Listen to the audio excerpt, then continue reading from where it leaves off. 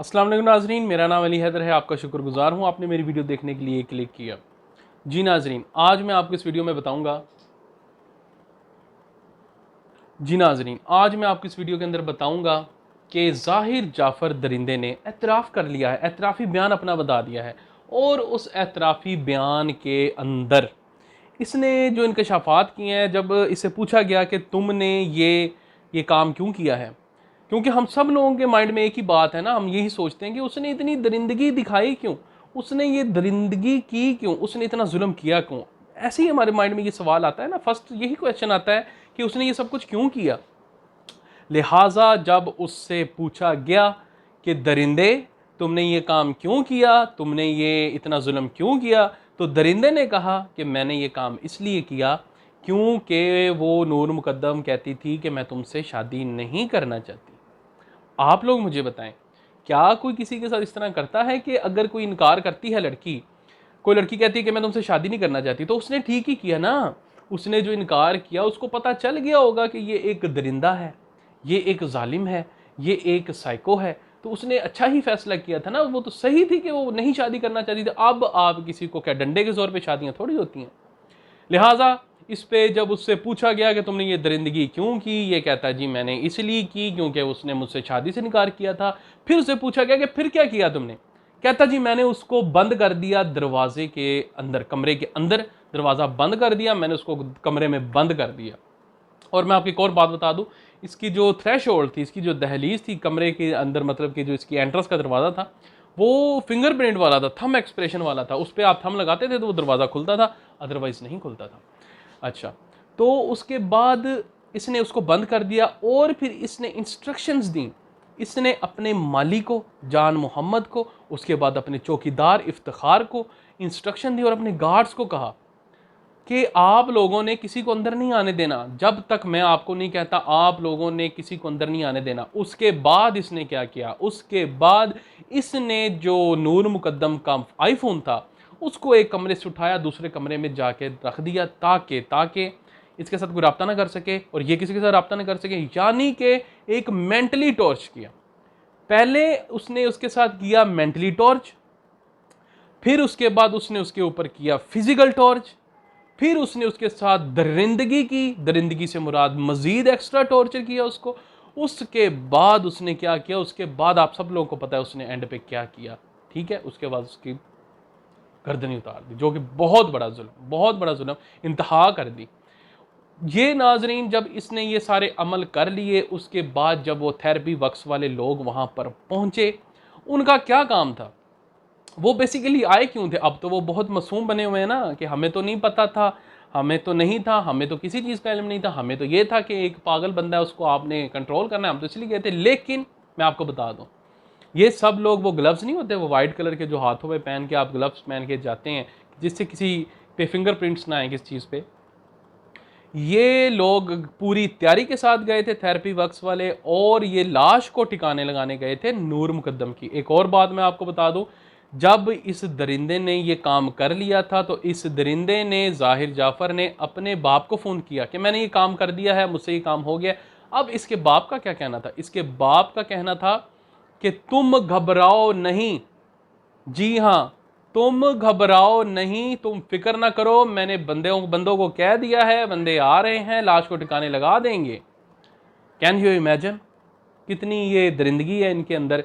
कि बाप को पता था, बाप को जब उसने बताया, उससे पहले भी उसको बता रहा था कि मेरे से लड़ाई झगड़ा चल रहा है, उससे पहले भी उसको वो बता रहा था। अगर अगर ये उसका बाप जो है जाकिर जाफर, अगर वो पुलिस को इन्फॉर्म कर देता तो ये मामला तो नहीं होने थे। लेकिन इसने कुछ किया ही नहीं, अपने लाडले बेटे को बचाने के लिए इसने कहा कि तुम घबराओ नहीं, और पुलिस को भी इन्फॉर्म नहीं किया। इट्स मीन ये जो जेल के अंदर है ये ठीक है, इनके साथ अच्छा, और ये बराबर के शरीक हैं। ये मैं आप सबको बताना चाहता हूँ कि ये बराबर के शरीक हैं, इसके माँ बाप दोनों।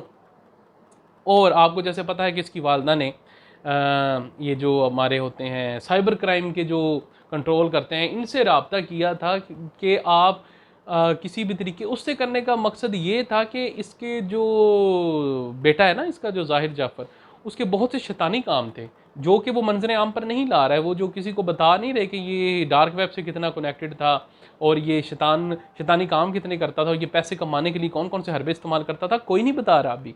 सिर्फ लोग अपने इंकशाफात खुद से कर रहे हैं। लेकिन मैं आपको बता दूं एक बात, मैं आप लोगों के साथ जो अपनी आने वाली नेक्स्ट वीडियो में जो चीज़ें मैं आप लोगों के साथ शेयर करूंगा, जो मैं आप लोगों को बताऊंगा, आप सब लोग उस चीज़ पे एग्री करेंगे। और जो इनकी वो हुई थी ना, ये प्रेस कॉन्फ्रेंस, ताहिर ज़हूर और ये सारे जो वो बैठे हुए थे टोपी ड्रामे करने के लिए, मैंने उस प्रेस कॉन्फ्रेंस के अंदर से एक बहुत सी सीक्रेट चीज़ें मैंने उसके अंदर से पिक की हैं, जो कि बहुत से समझदार लोगों ने की होंगी। और कहते हैं ना जी, समझदार के लिए इशारा ही काफ़ी होता है। तो अल्हम्दुलिल्लाह मैं भी बहुत समझदार हूँ। मैंने जब वो प्रेस कॉन्फ्रेंस देखी, तो मैंने उस प्रेस कॉन्फ्रेंस के अंदर से जो हिडन फैक्ट्स थे, मैंने उसको पिक किया और उसके साथ फिर मैंने कड़ियाँ जोड़ी और चीज़ों की। फिर जब मैंने इसका पूरा मुतालबा किया इस चीज़ का, तो फिर मैंने जो कंक्लूजन निकाला, वो कंक्लूजन मैं आपके साथ एंड पे शेयर करूंगा और मैं आपको बताऊंगा कि इसकी और क्या क्या पॉसिबिलिटीज़ हो सकती हैं। ये जो इसने इसका कत्ल किया ना नूर मुकद्दम का, इसके पीछे और क्या कुछ हो सकता है, और विद प्रूफ मैं आपको बताऊंगा। और इंशाल्लाह आपके साथ नेक्स्ट वीडियो में मैं सारा कुछ शेयर करूंगा। आप लोगों ने मेरे साथ रहना है, जुड़े रहना है, कनेक्टेड रहना है।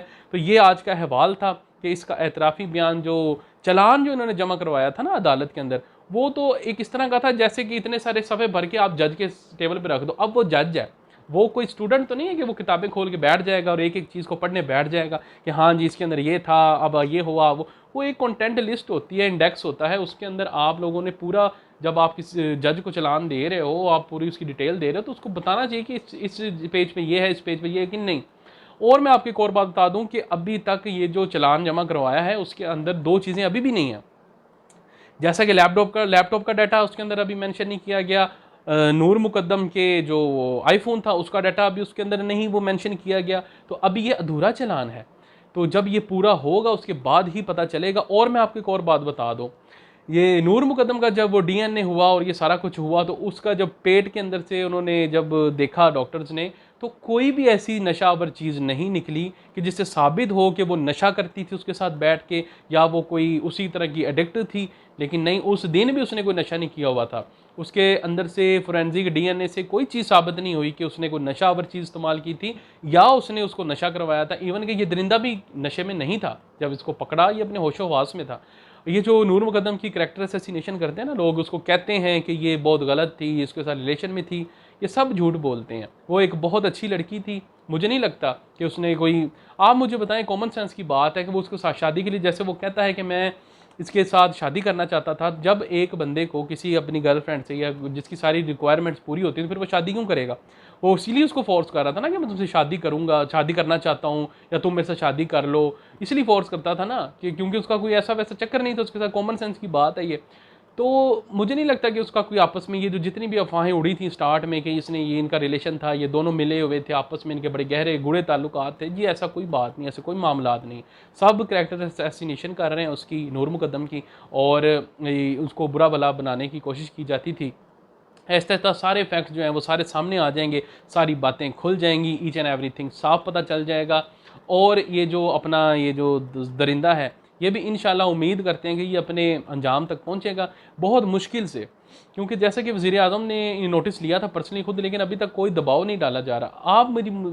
आप खुद सोचें, ये जो ज़ैनब कत्ल केस था, इसके अंदर वो जो बंदा था, वो जो उसने वो किया था ज़ैनब कत्ल केस में, वो जो उसके साथ था, उसका क्या नाम है, मेरे जहन से नाम निकल गया उसका, खैर उसका नाम था, मुझे जहन में नाम नहीं आ रहा। ज़ैनब कत्ल केस के अंदर वो आप सबको पता होगा, वो जो बंदा था वो इतना हाई प्रोफाइल बंदा नहीं था।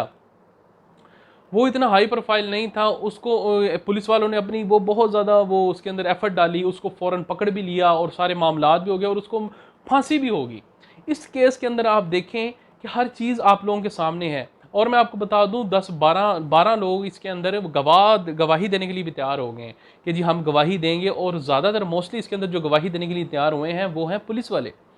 वो पुलिस वाले हैं, कुछ डॉक्टर हैं, और इनके नाम भी सामने आ गए हैं, वो भी इंशाल्लाह मैं आपको बताऊंगा। और जो मैं अपनी नेक्स्ट वीडियो में आपके साथ इंकशाफात करूंगा, आपको चीज़ें बताऊंगा कि इसके पीछे और क्या फैक्ट्स हो सकते हैं, और ये ज़ाहिर जाफ़र का ताल्लुक़ क्या था डार्क वेब के साथ, शैतानी तंजीमों के साथ, और ये पैसा कमाने के लिए क्या कुछ करता था। मैं आपको इंशाल्लाह विद प्रूफ ये सारी चीज़ें अपनी नेक्स्ट वीडियो में बताऊँगा। आपने और अगर आपको ये वीडियो पसंद आए तो आपने इस वीडियो को लाइक करना है और अपना फीडबैक ज़रूर देना है और अपना बहुत ख्याल रखना है। मिलते हैं नेक्स्ट वीडियो में। अल्लाह निगहबान।